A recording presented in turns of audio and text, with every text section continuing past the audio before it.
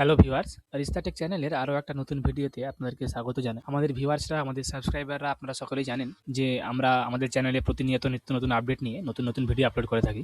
এই আপডেটে বা এই ভিডিওর মাধ্যমে আপনাদের আমরা নতুন যে যুবসাথী প্রকল্প, সেই যুবসাথী প্রকল্পের ব্যাপারে কিন্তু ডিটেল আপনাদেরকে গাইড করব।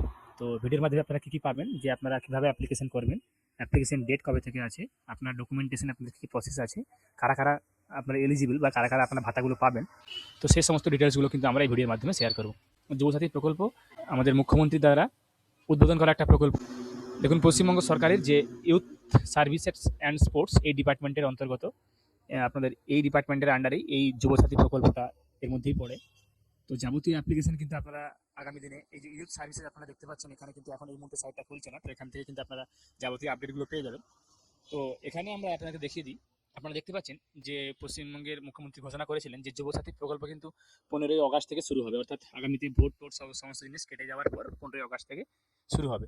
কিন্তু এরপরে এটাকে আবারও সংশোধন করা হয়েছে, যেখানে বলা হয়েছে আগামী যে ফিনান্সিয়াল ইয়ার, অর্থাৎ এই অর্থবর্ষ শেষ হলে 31শে মার্চ, আমাদের এই ফিনান্সিয়াল ইয়ার শেষ হওয়ার পরেই আগামী যে অর্থবর্ষ আসছে সেটা 1লা এপ্রিল থেকে, সেই 1লা এপ্রিল থেকেই আপনারা জানা ন্যূনতম আপনাদের যাদের যোগ্যতা আছে মাধ্যমিক পাস, আপনারা অ্যাপ্লাই করতে পারবেন। এবং আপনাদের সেগুলো অ্যাপ্রুভালের পর আপনারা কিন্তু মান্থলি 1500 টাকা করে পাবেন আপনাদের অ্যাকাউন্টে ডিরেক্টলি। তো এটা 1লা এপ্রিল থেকে এটা কার্যকর হচ্ছে। এর যোগ্যতা কী আছে দেখুন, যোগ্যতা আছে দেখুন মাধ্যমিক পাস, অর্থাৎ আপনারা যদি মাধ্যমিক পাস হয়ে থাকেন তাহলে আপনারা অ্যাপ্লিকেশন করতে পারবেন। বয়স আপনাদের হতে হবে 21 থেকে 40-এর মধ্যে, অর্থাৎ 40-এর বেশি হলে আপনারা পাবেন না এবং 21-এর কম হলে পাবেন না। এক্ষেত্রে হয়তো আপনারা অনেকেই ভাবতে পারেন যে আপনারা তো স্টুডেন্ট আছেন, এখনও পড়াশোনা করছেন, তো সেক্ষেত্রে আপনারা স্কলারশিপ পাচ্ছেন, তো সেক্ষেত্রে সেটা কি কোনো অসুবিধা হতে পারে না? তো এক্ষেত্রে এটার উত্তর হচ্ছে না, এখানে স্কলারশিপ পেলে কোনো সমস্যা নেই। আপনারা স্কলারশিপ পেলেও আপনারা এই প্রকল্পের আবেদন করতে পারবেন।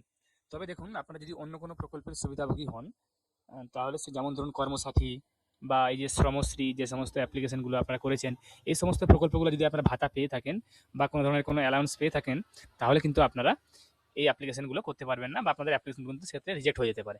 এগুলো আপনারা খেয়াল রাখবেন। তো এরপরে দেখুন, এটার মেয়াদ কীভাবে থাকবে না, আপনাদের প্রাথমিকভাবে ধরুন আপনাদের 5 বছরের জন্য এটা বলা আছে, 5 বছর ধরে আপনারা এই ভাতাটা পাবেন। তারপরে যদি আপনি দেখেন ধরুন আপনারা তারপরে কোনো চাকরি পাচ্ছেন না বা কিছু কাজ পাচ্ছেন না, তাহলে সেক্ষেত্রে সেগুলোকে আবার পরে আপনাদের এগুলোকে রিনিউ করা হতে পারে বা রিভিউ করে কোনো সিদ্ধান্ত নেওয়া হলেও হতে পারে। তো সেক্ষেত্রে কোনো আলাদা করে কোনো ইনস্ট্রাকশন দেওয়া নেই। তো সেক্ষেত্রে আপনারা আপাতত এখন ধরে রাখুন 5 বছরে আপনারা এই ভাতাটা পাবেন। এরপরে আমরা আসি আবেদন কীভাবে করবেন। দেখুন, আবেদন শুধুমাত্র অফলাইনই হবে। এখন অবধি অনলাইনের কোনো অ্যাপ্লিকেশন করার কোনো পোর্টাল বা কোনো ওয়েবসাইট আমরা দেখতে পাচ্ছি না বা তৈরি করা হয়নি। যেগুলোর আগামীতে কোনো আপডেট যদি আসে আমরা অবশ্যই সে সমস্ত সংক্রান্ত ভিডিও আমাদের চ্যানেলে আপলোড করব।